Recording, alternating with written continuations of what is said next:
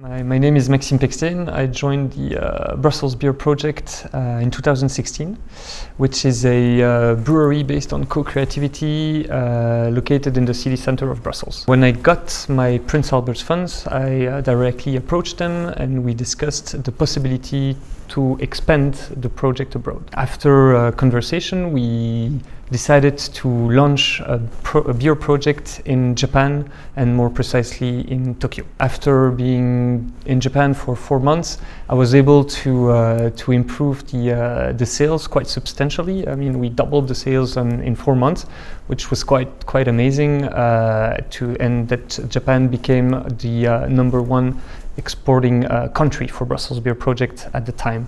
And this growth in sales resulted in the launch of a project in Shinjuku in Tokyo, where we opened a tap room for Brussels Beer Project. So it was quite challenging for Brussels Beer Project because it was kind of a new business model for them to open up a tap room in Tokyo. Being in Japan is always quite an experience. You first have to adapt to the cultural differences. And I remember that at some point, after discussing business deals with my Japanese counterparts, we celebrated in a karaoke. Which was kind of a first experience for me, being in a karaoke with Japanese business partners. The experience was awesome. It was great, and I have a lot of good souvenirs from that particular event. Yeah. Given the fact that we were able to open quite rapidly in Shinjuku, Tokyo, and that it was very successful since the beginning, it opened the door for me to continue with the Brussels Beer Project and develop the new beer project in Paris, in the city center of Paris, in Pigalle.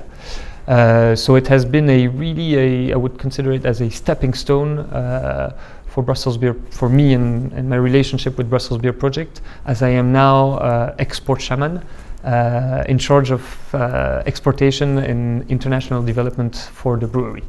Of course, I would always recommend the Prince Albert's Fund. There's always 3 things I say about the fund.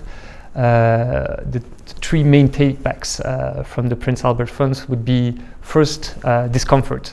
So I'm saying it's a positive discomfort. It pushes you out of your comfort zone. After having worked in a consulting company for 2 years and you're living in a comfortable city with a comfortable salary, the Prince Albert's funds pushes you to discover new things, to really challenge you both intellectually but also culturally. The second takeback would be the fact that you get a lot of credibility. So why credibility?